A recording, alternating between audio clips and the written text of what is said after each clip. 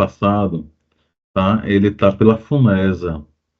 Então, saiu pela FUNESA, foi o grupo do NGP, que é, né, o núcleo pedagógico, a gente elaborou isso aqui para os trabalhos de conclusão de curso, mas, obviamente, você tem aqui todas as etapas, né? Veja, resumo, introdução, objetivos para quem intervir, né? Objetivo geral, objetivos específicos, fundamentação teórica, metodologia, né?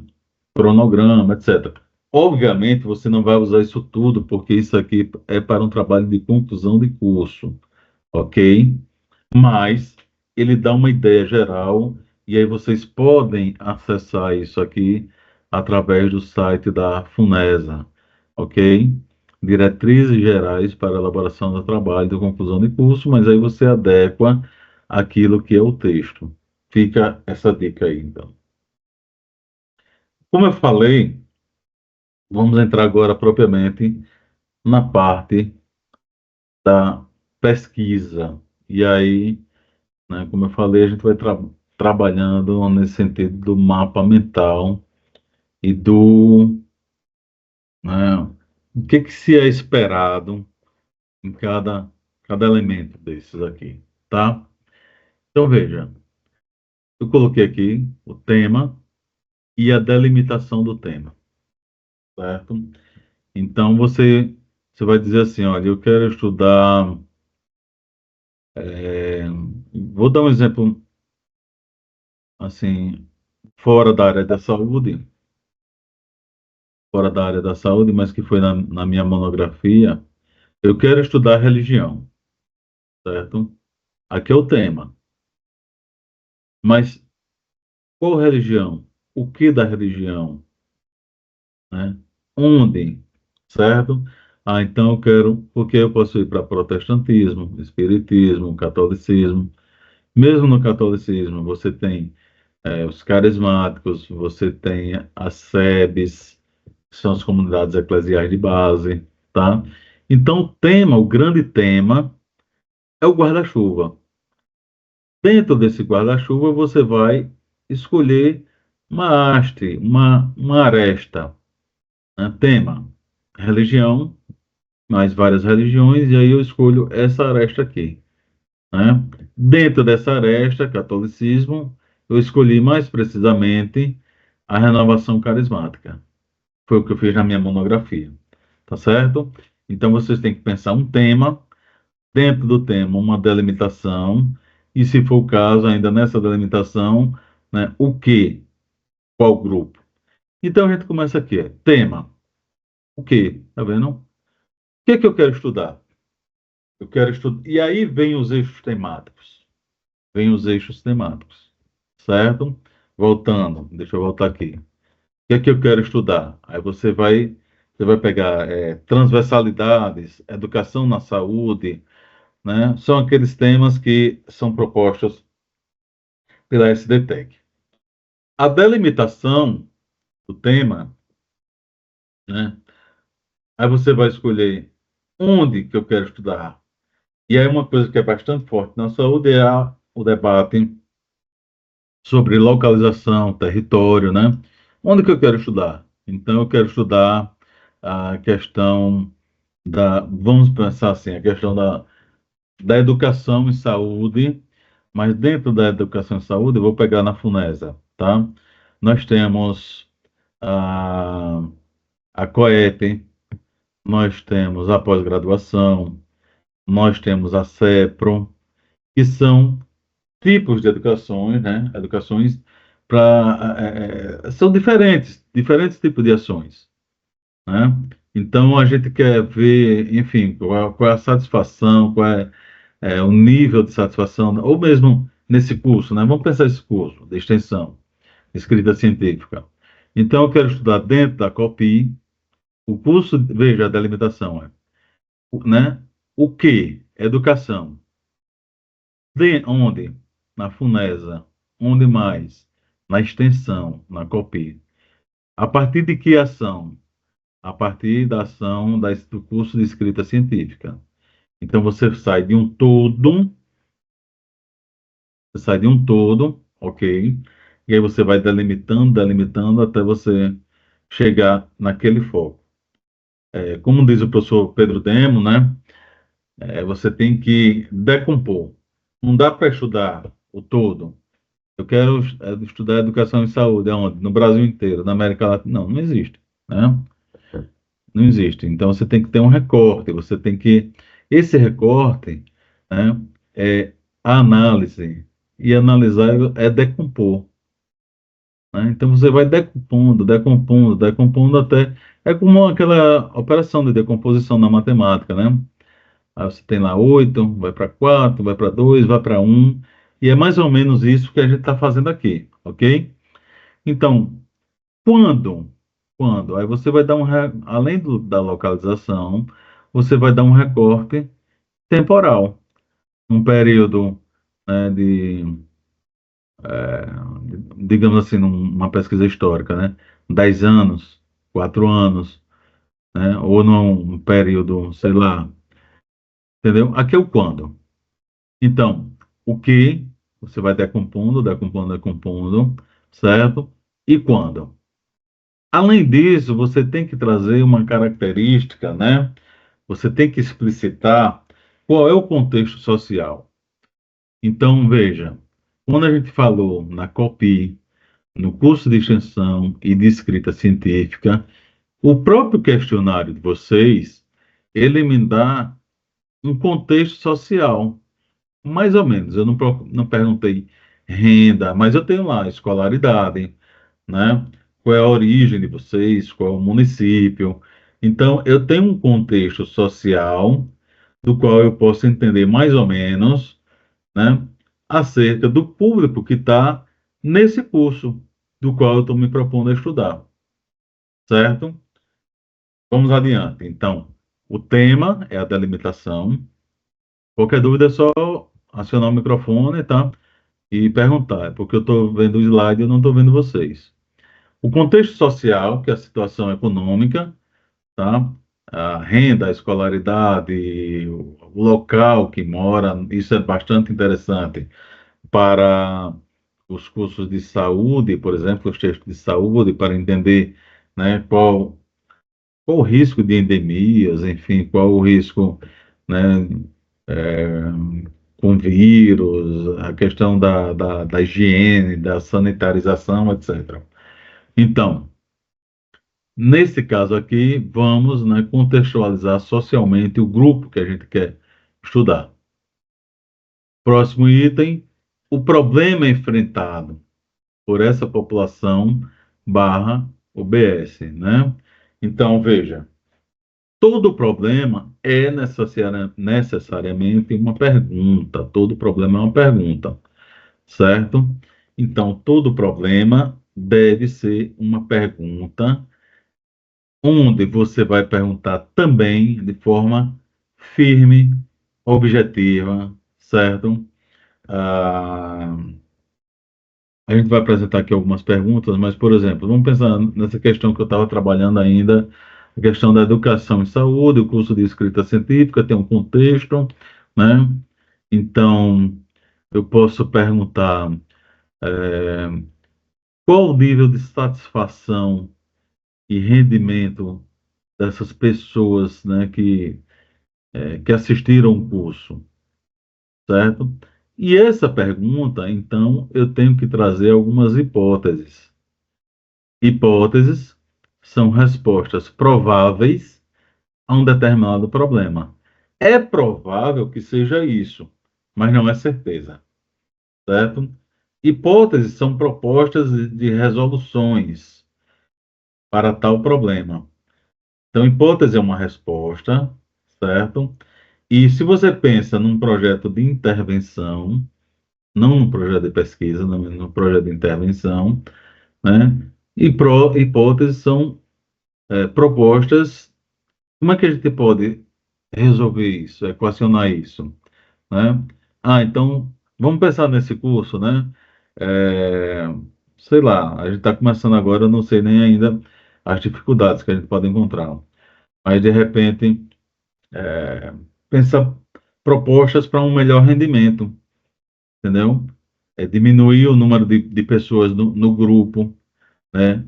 Ou fazer orientações individuais, mas para isso a gente teria que ter mais pessoas orientando, entendeu? São respostas que possam é, melhorar o nosso rendimento, que possam trazer resoluções para esse problema, ok? Então, o que, né? Onde e quando, contexto social do grupo, renda, escolaridade, localização, etc. Apesar que a localização já está aqui no território, né? E a descrição desse território. O problema que é enfrentado, todo problema é uma pergunta, e toda pergunta é respondida com uma hipótese.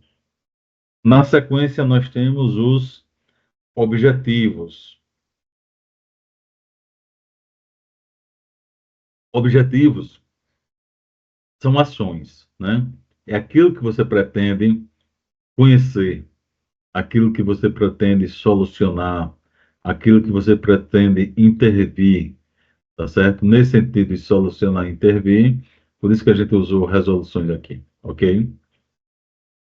Então, nos objetivos, né, nós temos aqui os diálogos também, né, com as escolas, com os pensadores, certo? Enfim, isso está mais para a parte do. Desculpe, isso aqui está mais para a parte do referencial teórico, tá? Então, recapitulando, aqui houve um erro, confesso, houve um erro, tá? Então, os objetivos é aquilo que você pretende conhecer, solucionar ou intervir. São ações. Aí nós temos os referenciais teóricos, autores, conceitos e categorias, tá? E aí, entre autores, conceitos e categorias, desculpem, repitam, né? Quais são os diálogos dessa escola, com o pensador do SUS, etc. Se você está falando de uma UBS, depois, quando eu postar, eu vou corrigir isso aqui para vocês, viu? Foi na hora de copiar e colar, ele deveria estar aqui. Então, vamos lá. Se você está falando de uma UBS e da gestão dessa UBS, certo? Você tem que falar qual é o conceito de gestão. Quem é o autor que você está usando para referenciar sua ideia de gestão, certo? Qual é o autor que fala de gestão no âmbito do SUS? Então, você precisa trazer isso aqui, porque veja, se você apresenta um trabalho, você vai a campo. Vamos recapitular aquilo que eu estava falando. Eu quero falar sobre a questão da religião. Dentro da religião, renovação carismática, certo? E aí eu começo a trabalhar, mas eu não sei propriamente o que é um rito. Toda religião se manifesta através do rito, certo? Então, eu preciso ler Durkheim, que é um sociólogo clássico, né? Ou Durkheim, depende aí, enfim, do professor que vocês tenham tido, ele vai falar Durkheim, Durkheim, enfim. É porque é um sobrenome alemão e o cara é francês, então complica. Mas essa questão de pronúncia é um detalhe, eu também não me apego a isso não, certo? Interessante é saber o nome da pessoa. Então, vamos lá. Então, como é que eu vou a campo observar um rito se eu não sei como se manifesta o rito? Então, antes eu tenho que ler o que é o rito, como se manifesta o rito, para saber o que é que eu vou olhar. Eu tenho que saber o que é gestão, como se manifesta a gestão, para poder observar a gestão na UBS. E assim, gestão de escola é uma coisa, gestão de empresa é outra, gestão de UBS é outra. Lógico, tem coisas que são afins, mas tem especificidades. Então, você precisa ler com essa especificidade, né, de quem né, apresenta um olhar dentro do âmbito do SUS, tá? E aí, recapitulando, eu vou corrigir isso. Esse itemzinho aqui, diálogos, ele na verdade era para estar aqui, tá? Eu vou corrigir isso, me passei. Bem, apresentado tudo isso, vamos à justificativa. A justificativa é qual a importância do seu trabalho? Qual a importância teórica? Quais são os autores? De repente é um autor que estava esquecido, e você retrata esse cara e ressurge esse autor, né? Por exemplo, o Manuel Bonfim, ele é um pensador sergipano que escreveu, a gente também vai estar apresentando isso hoje. Ele escreveu um trabalho chamado América Latina, Males de Origem. Esse livro, ele dizia que o Brasil, isso lá em 1905, tá? Ele dizia: o Brasil não vai para frente, assim como toda a América Latina, por conta do parasitismo europeu, principalmente do parasitismo ibérico de Portugal e Espanha, que roubaram suas colônias e não investiram, né?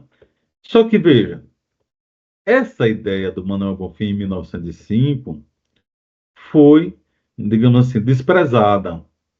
E de repente, lá por volta de 1970, outro contexto, outras teorias, aquela questão que eu já falei ainda hoje, a valorização do local, local de fala, né? Recuperaram o Manuel Bonfim. E aí todo um debate que vem, né, chamado de epistemologias do Sul. O que são epistemologias do Sul? Aquelas que estão abaixo do hemisfério sul, né? Que estão no hemisfério sul. Então, África, América Latina, tal. Eles começam a propor suas teorias. E nisso eles recuperam o Manuel Bonfim. Então, um texto de 1905, que ficou guardado, esquecido, e só foi recuperado em 1970.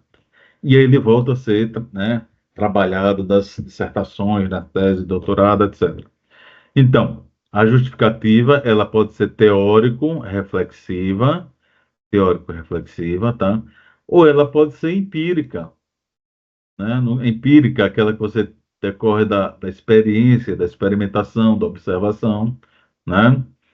E, por exemplo, quando eu fiz o trabalho que eu falei da religião, eu fiz um trabalho empírico, eu tive que ir a campo, observar, eu apliquei questionários, eu fiz entrevistas. Então, essa que é a experiência, a empiria sociológica, né? Assim como, né, na área da saúde, você vai ter também a UBS, ou você na área da química, você vai ter lá os experimentos, o campo de ensaio, né, na física, etc. Certo? Então, empírico é aquilo que é prático, ou pode ser teórico reflexivo. A justificativa pode ser teórica, ou ela pode ser empírica. E ela pode ser as duas também, certo? E nesse sentido, quais os impactos práticos dessas sugestões, tá? Então, você pensar, por exemplo, vamos estudar a questão da educação e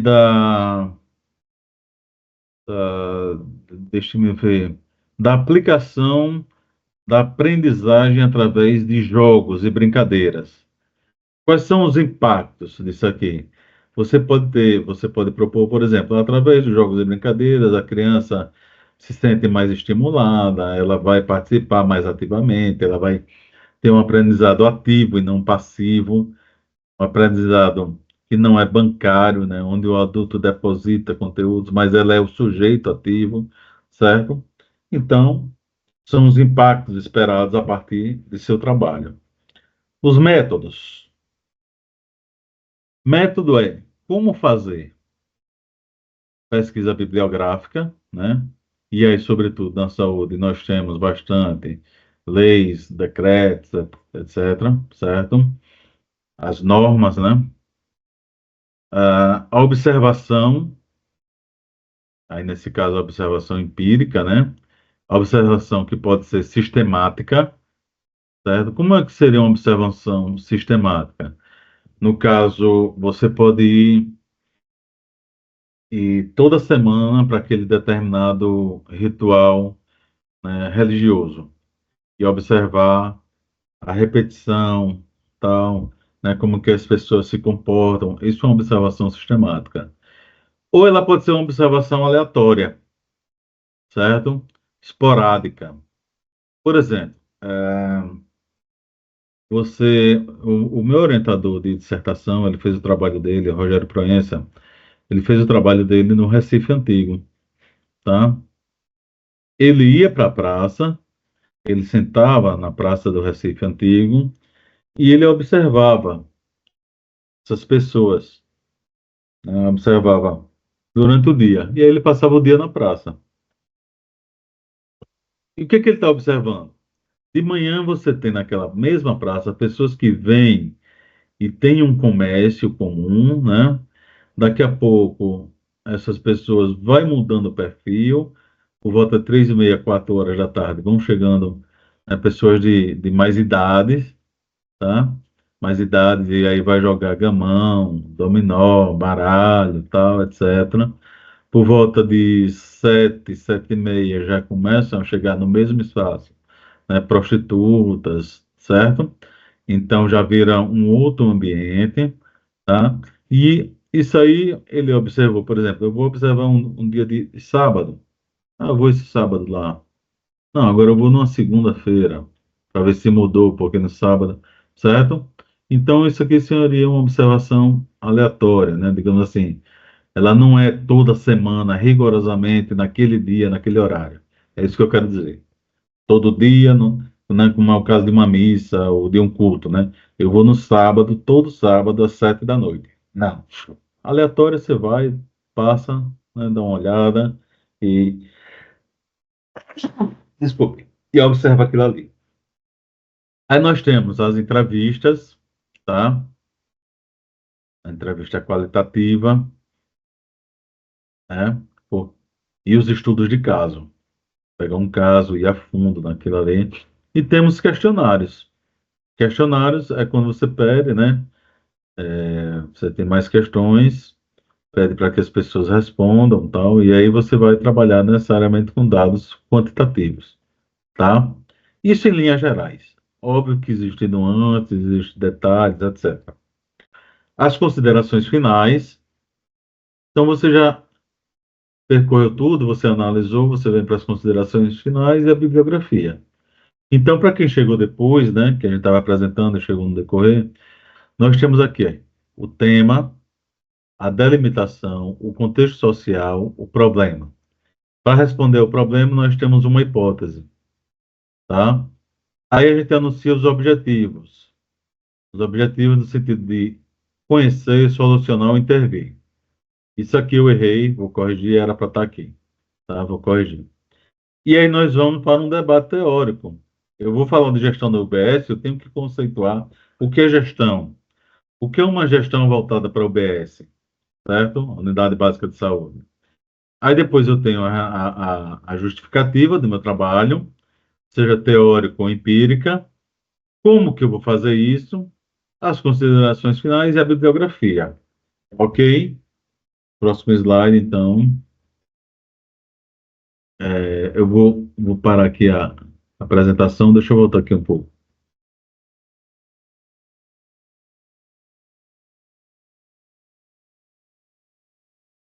Pessoal, voltando até aí, até o momento, estão acompanhando?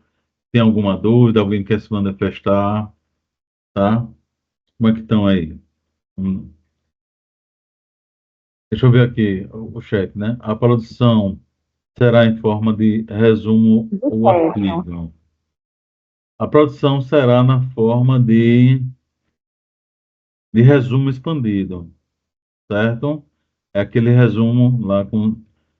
Poderia ser um resumo simples, mas como a gente veja, que é o fato de vocês submeterem. Mas a gente vai testar num âmbito maior, porque aí é só reduzir. E como é um grupo de 5 pessoas, então a gente vai testar no resumo expandido, aquele de 7 laudas, mais ou menos, e depois vocês veem se vocês vão submeter, né, vai resumir, submeter esse trabalho, ou às vezes a pessoa está no grupo, mas já tem um trabalho próprio que quer submeter, mas objetivamente, a gente vai trabalhar em cima de um resumo expandido. É o resumo de 7 a 10 laudas. Ok? Teve alguém que abriu o microfone? Quem foi? Quer falar?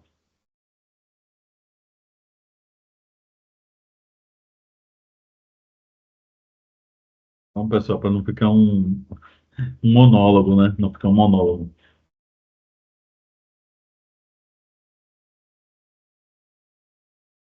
Ó, vamos lá então.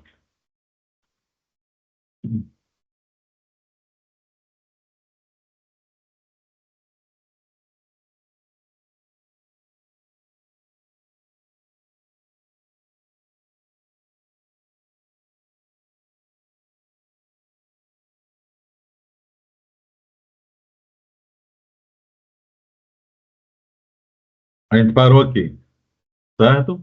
Estão vendo a projeção? Me respondem em áudio aí, por favor. Tá tudo ok? Eu não tenho como ver. Estão vendo aí?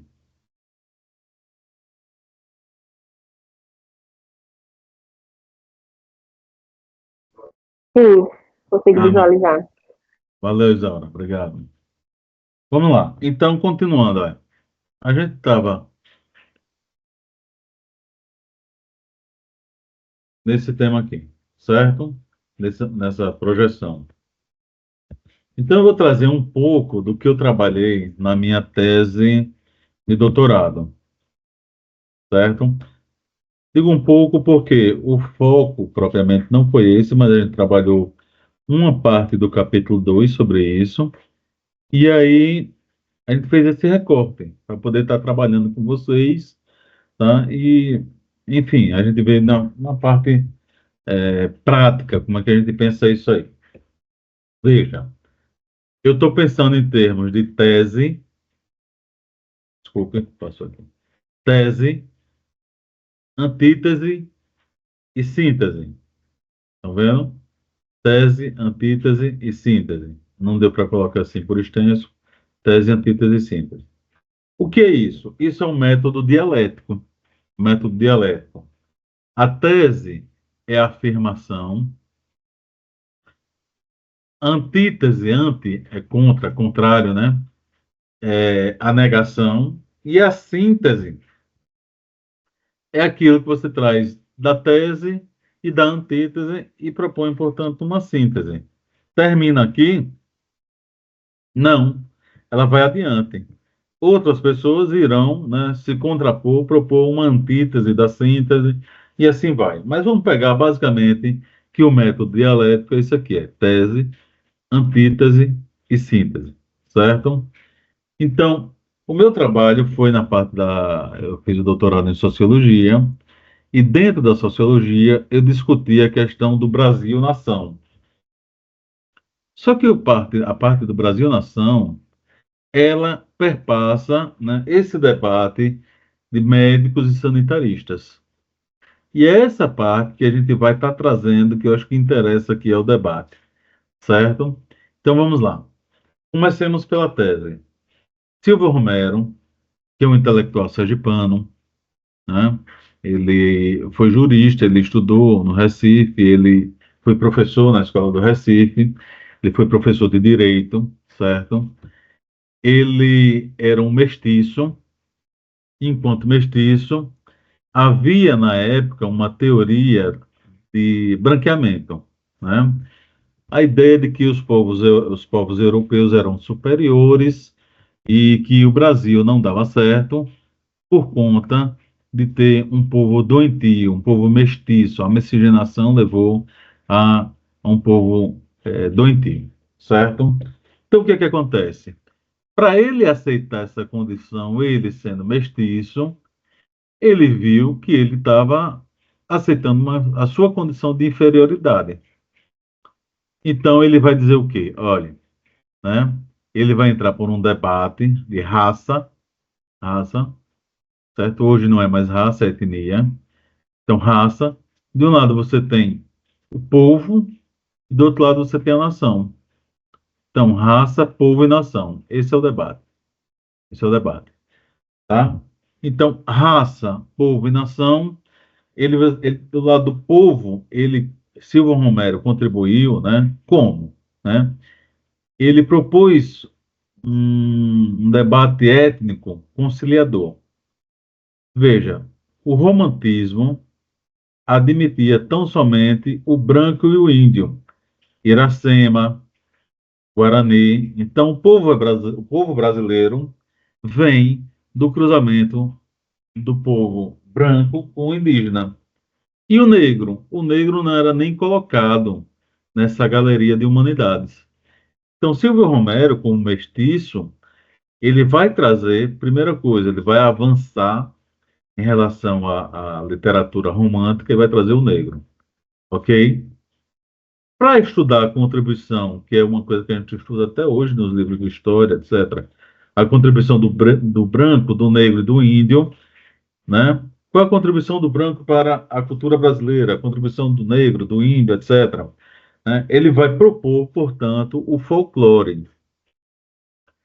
Através do folclore, qual é o método? Vamos falar aqui. Então, veja, a gente está discutindo uma coisa, mas a gente já está falando assim, como é que essas pessoas trabalharam metodologicamente, etc. Tá? Então, qual é o método? O método que ele propôs foi coletar informações, né, e catalogar. Então, coleta e catalogação cultural, né? Sabendo, indo para os livros de cronistas, né? Enfim. Então, por exemplo, o cuscuz é árabe, a rede é indígena, tal, né? Os árabes, através dos mouros, chegaram, né, a Portugal. Então, vem cuscuz para cá. Então, ele vai mapeando, certo? Ele vai mapeando, mapeando, e aí ele faz, através das cartas e crônicas de viajantes, tá? Ele faz mapeamento folclórico para trabalhar qual é a contribuição de cada povo, de cada etnia. Avanço? Sim, é um avanço, tá? Veja, e é um trabalho teórico. Ele não foi a campo, ele não foi para uma aldeia, ele não foi para uma senzala, tá? É um trabalho onde ele vai para a biblioteca e vai coletando essas informações. Ele avançou, avançou, porque anteriormente a ele, nós só tínhamos o branco e o índio. Agora nós temos o branco, o negro e o índio. Portanto, é um avanço, tá? Só que na época dele, predominava um modelo, um paradigma, como a gente vai dizer, um paradigma de mestiçagem. Veja, mestiçagem, tá? O que que propõe essa ideia de mestiçagem? Que o povo brasileiro é um povo doentio por conta da mistura, da miscigenação, da mistura de raças. Miscigenação não, da mistura de raças, tá? Então, a mistura de raças deu uma degeneração racial e, por consequentemente, um povo doentio. O que ocasionou, né, no atraso do Brasil enquanto nação. Portanto, o Brasil não dá certo. Por quê? Porque você tem uma população doentia, fruto de uma degeneração racial. Essa é a tese, esse é o princípio, é o nosso ponto de partida. Entendido até aí? Entendido? Se manifeste aí, Sim. prova. Massa, massa, então. Certo? Qualquer dúvida que não entender, vocês vão explicando. Então, chama aí que a gente para também, enfim. Então, esse é o ponto de partida, é a tese. Para negar essa tese, nós tivemos antítese. Anti é contra, né? Contra a tese, antítese. Então, nós tivemos os movimentos abolicionistas, nós tivemos Manuel Bonfim, do qual eu já falei um pouco, né, do livro de 1905, e nós tivemos médicos sanitaristas, certo? Os abolicionistas propuseram ideias que não repercutiram. E por que as suas teses não repercutiram? Não repercutiram por conta de um sistema econômico escravocrata. Veja, aceitar as teses abolicionistas significaria você libertar os escravos naquele momento. E quem iria produzir para o Brasil? O Muriçoca aqui. Quem iria produzir para o Brasil? Então, os intelectuais não aceitaram aquilo porque ficaram com medo de não ter trabalhadores, força de trabalho, certo? Mais adiante, Manuel Bonfim, em 1905, lançou uma outra hipótese sobre isso, uma outra ideia. Ele disse, né, que o atraso do Brasil, não só do Brasil, mas de toda a América Latina, ela ocorre por conta do parasitismo ibérico, principalmente de Espanha e Portugal, que fizeram de suas colônias colônias de exploração. Qual é o problema dessa teoria aqui, né? Então, ela está muito bem encadeada, é um livro que é clássico, só que ela não agradava às teorias dominantes. Suas ideias foram acusadas, né, pelos intelectuais, foram acusadas de ausência de testemunho empírico. O que é isso? Olha, a ideia está muito bem formulada, parece interessante, mas você não traz a experiência, tá? Eles se apegaram a um detalhe, qualquer detalhe aí, para poder, né, colocar essa tese no esquecimento. E aí, como eu coloco aqui, né, essas teses foram colocadas ao esquecimento por 7 décadas, só voltou à tona em 1970, por aí. Veja, isso aqui é muito mais um jogo de interesse, tá? Eles não aceitaram por quê? Porque iria de encontro, iria acusar o branco, europeu, português, espanhol, de ser preguiçoso. Então não é interessante também. E aí, obviamente, os intelectuais não aceitaram isso. O primeiro, né, os abolicionistas não aceitaram porque não teria quem trabalhasse. O segundo não foi aceito porque o branco dominante seria colocado como preguiçoso, certo? E essa ausência de testemunho empírico é só uma desculpa, um pretexto, porque a própria filosofia, né, que está lá no século VI antes de Cristo, ela não tem testemunho empírico, ela é uma sequência de encadeamentos lógicos, né? Deus existe, ele é perfeito, ele criou tudo. Se ele criou tudo, ele criou a Terra. Das formas geométricas, o círculo, aqui é. O círculo é perfeito, porque se você botar um ponto bem no meio, ele é igual para qualquer lado que você parte. Tá vendo? Tá acompanhando o mouse? Então ele é perfeito por conta disso. É diferente de um quadrado ou de um retângulo. Se eu botar aqui, ó, aqui é uma distância, aqui é outra, aqui já vai ser outra. Estão acompanhando o mouse? Então esse é imperfeito, mas esse é perfeito. Então, se Deus existe, ele criou tudo, a Terra é redonda. Porque Deus é perfeito e ele cria coisas perfeitas. Qual é o testemunho empírico que tem nisso? Nenhum. Essa é a tese do Descartes, né? Descartes, o sistema cartesiano que a gente estuda na matemática, certo? Então, veja, não tem testemunho empírico nenhum, mas é aceito. Entretanto, a tese de Manuel Bonfim acusava a Espanha e Portugal de serem parasitas. Então, eles não gostaram. E aí também, não tem testemunho empírico e tal, não sei o quê. Enfim, aí chegamos ao ponto, que é o ponto que, digamos assim, que é o foco aqui, por conta da área que está sendo direcionado o curso, né?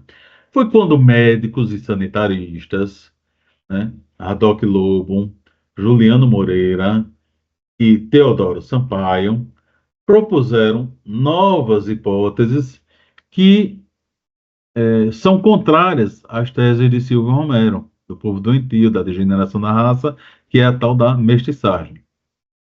Ok? Então, quais são essas teses que eles propuseram? Haddock Lobo é um médico, né, da medicina social, preocupado com a saúde pública, tá? Com a civilização das cidades e a insalubridade urbana, né? Assim como a doença e os entraves ao progresso da nação. Juliano Moreira é um médico psiquiatra negro, crítico do racismo científico no Brasil, tá? Qual é o seu legado? A desracialização da medicina mental, a defesa de uma abordagem mais ética e inclusiva na área da saúde. Vamos estudar cada um desses aqui também. Teodoro Sampaio, um engenheiro, geógrafo e político, intelectual negro que atuou na área da infraestrutura e do saneamento. Qual é o seu legado?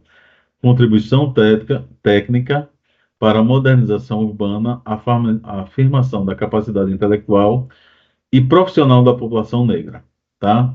Então, veja, vamos contextualizar para vocês entenderem. Esses médicos perceberam que haviam muita insalubridade, muita poluição. Veja, os negros estavam livres, né? Aliados aí à população pobre e tal, vêm para as cidades, não tem onde ocupar, vão ocupar as periferias. Nas periferias, essas pessoas estão sem condições sanitárias, sem higiene, né? Aliado a isso, há muitas carroças, né? Os cavalos defecando e urinando, etc. Enfim, então eles começaram a trabalhar a necessidade de uma medicina social, uma necessidade de ter uma cidade mais higiênica. É desse período que vem os códigos de postura. Por exemplo, aqui em Aracaju, né? Código de postura que vai proibir o tráfego de carroças em determinadas regiões do centro da cidade, etc. Tá? Então, você bota aí, as pessoas não tinham sanitarismo, haviam animais, né? Cavalos defecando e urinando. As pessoas estão doentes, mas estão doentes não por conta de uma mistura racial, tá? Elas estão doentes por conta da insalubridade urbana. Por conta dessa insalubridade, muitas dessas pessoas, como eu falei, eram negros, né? Que eram eles próprios ou às vezes descendentes de escravos que vieram para as cidades e não tinham onde morar, iam ocupar a periferia, onde está toda a poluição. O que é que acontece? Os negros, em sua maioria, estão doentes. Aí diz assim: ah, os negros são preguiçosos, são isso, são aquilo, tal, né? Aí vem o Juliano Moreira. Não, eles estão doentes por conta das más condições que existem nas cidades, e não por uma questão racial. Então, o Juliano Moreira vai propor uma desracialização da medicina. O negro está doente não por uma condição de ser negro, ele está doente pelo lugar que ele mora. Olha aí o debate territorial, certo? E vem também o Teodoro Sampaio, né, que além de geógrafo, é engenheiro e político, né, e vai propor uma contribuição técnica, né, assim como foi a questão do código de postura, por exemplo, aqui em Aracaju. Quais são as condições técnicas, né?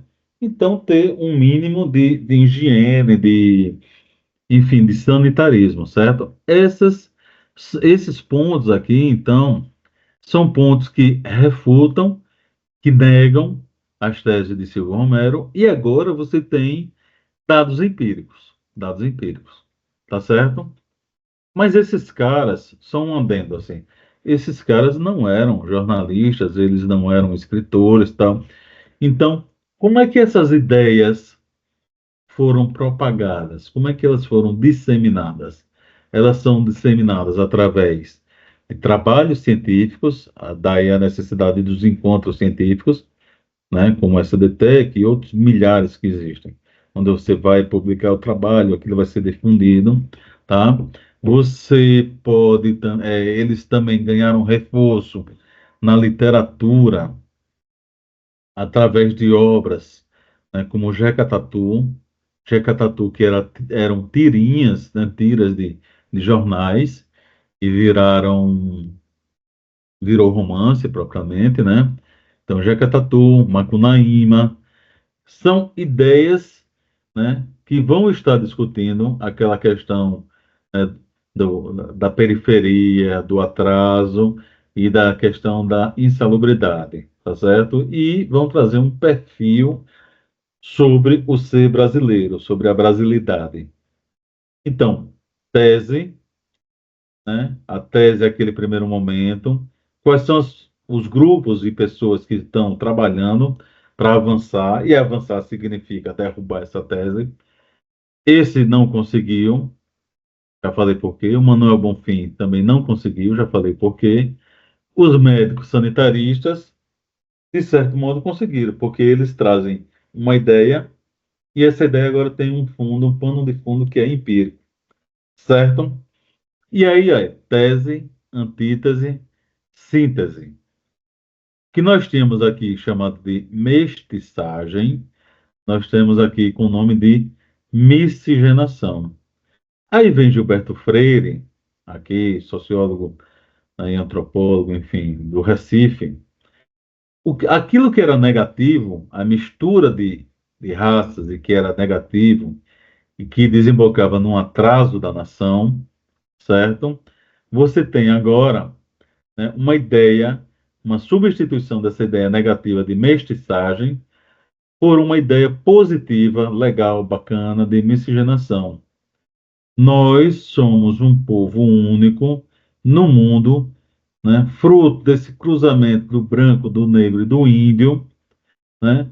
E do branco a gente vai herdar tais e tais traços, né? Do índio a gente vai ter receptividade, né? E aí a questão de toda a brasilidade, do jeito brasileiro, etc. Isso aqui, veja, a Europa estava em guerra, na Segunda Guerra Mundial, ok? As empresas que estão na Europa estão procurando lugares para fixar suas empresas distante da guerra. Não quer, você vai abrir um local, né, uma empresa no local que está em guerra? Não, né? Então, essas hipóteses de bom convívio racial, que são sugeridas por Gilberto Freire, vai atrair capitais internacionais, tá? Assim como pesquisadores que estão interessados em conhecer. Porque qual é o motivo da guerra na Europa? A guerra acontece por conta de motivos raciais. Aí vem um cara, Gilberto Freire, e diz que o Brasil tem boa convivência entre brancos, negros e índios, bom convívio racial. Essas teses atraem pesquisadores, né? Por exemplo, você tem pesquisadores alemães, americanos, franceses, tá? Você tem o Emílio Ilames, que é um americano, ele é alemão, aliás, alemão. Você tem o Donald Pearson, que é americano. Você tem o Roger Bastide, que é francês, ok? Essas pessoas vêm para cá e trazem consigo, né? Vão fazer suas teses de doutorado aqui no Brasil. E o que é interessante é aquilo que era negativo, que era sinônimo de atraso, certo? Ele é negado pelos médicos sanitaristas e ele agora é invertido. Aquilo que era negativo, ele é positivo. Essa positividade, né, essa vibe positiva, digamos assim, atrai pesquisadores, certo? E esses pesquisadores atraem por sua vez, a própria Unesco. A Unesco vai vir com um projeto de estudo folclórico, né, querendo saber o que é que nós temos de diferente a oferecer ao mundo. Então, o Brasil ele é visto como um grande laboratório racial e grande exemplo para o mundo, tá? Então, veja, aquilo que era uma tese, que tem uma ideia, quais são os autores que trabalham para negar essa ideia e o porquê, certo? Esses autores aqui conseguem projetar uma ideia de nega, né, que nega isso aqui. Eles ganham repercussão e visibilidade através da literatura, e essa ideia que era negativa, ela se transforma em positiva na substituição da expressão mestiçagem por miscigenação, ok? Dito isso, aí vejamos,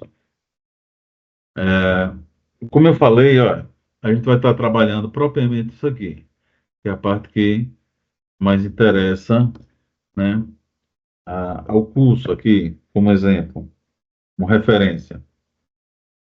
Então, quais são os problemas? O problema que nós temos aqui, nesse esboço todo ó, que eu estou mostrando, certo?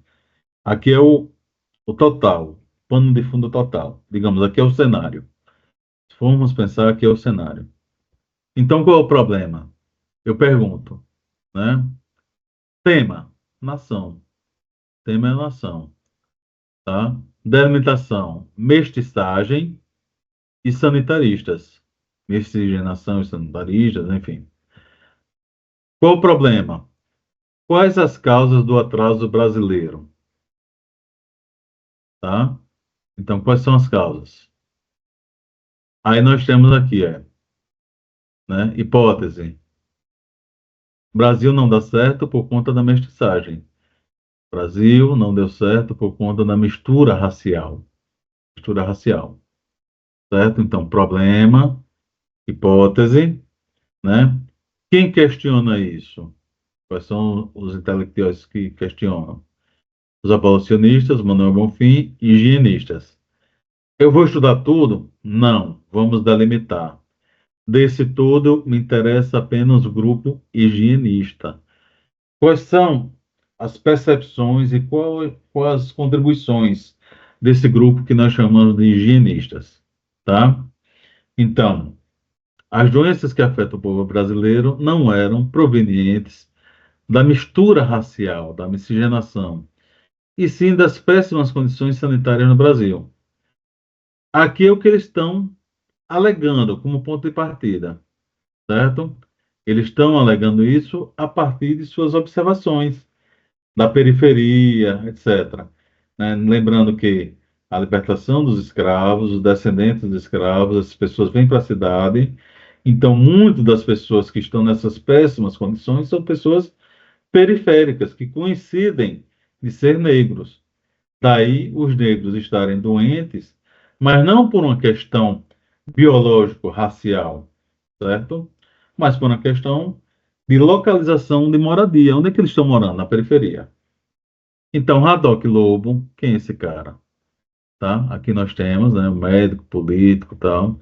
Juliano Moreira, médico psiquiatra, tá? E o Teodoro Sampaio, período, tal. Então, contrariando o determinismo biológico que está aqui, ó, né, que o Brasil não dá certo por conta da mestiçagem, contrariando esse determinismo e uma ideia racista de que o branco é superior, né, bem como o mito racial.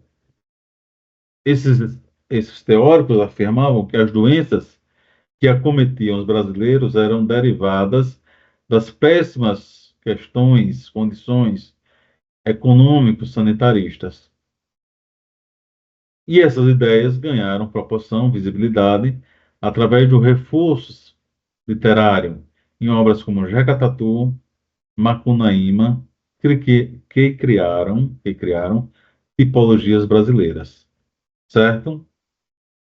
Quem foi cada um desses médicos e qual a contribuição deles? Ah, Haddock Lobo, ele contribuiu na saúde pública, na luta contra a tuberculose, contribuiu para a saúde pública, especialmente na criação de um ambiente mais propício ao controle de doenças infecciosas, incluindo a tuberculose. Suas ações inspiraram gerações posteriores de médicos e sanitaristas, tá? E para a pesquisa, o que é que nos interessa? Se a gente for pensar assim, né? A gente está trabalhando os higienistas, tá? Esse é o contexto, quem é o cara, a biografia. E o que é que a gente quer trazer aqui? Qual a importância de Haddock Lobo para o sanitarismo contemporâneo? É uma pergunta, certo? Juliano Moreira revolucionou o tratamento, os transtornos mentais, combateu o racismo.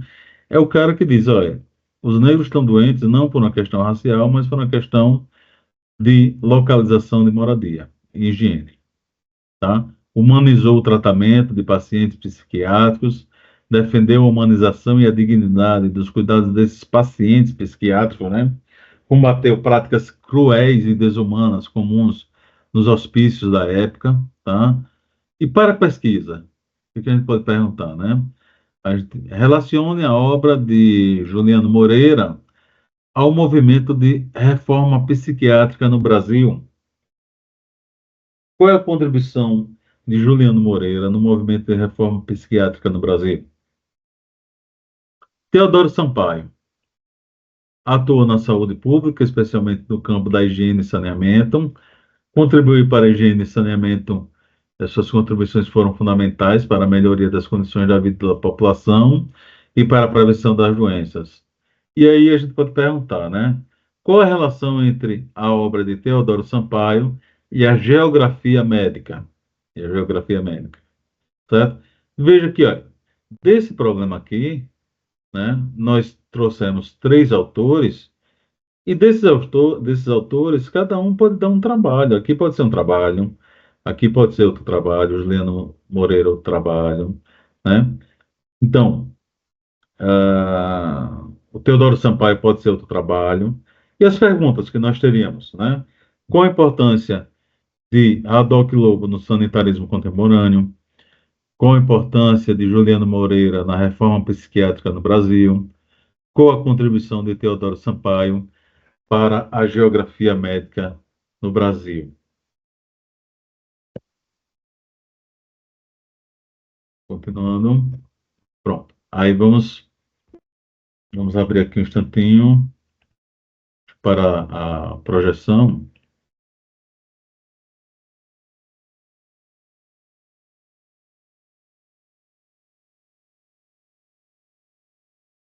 Pessoal, parei a projeção, tá? E aí eu queria que vocês se manifestassem até agora. Vamos fazer o seguinte, vamos fazer uma rodada. Cada um abre a câmera, se possível, né?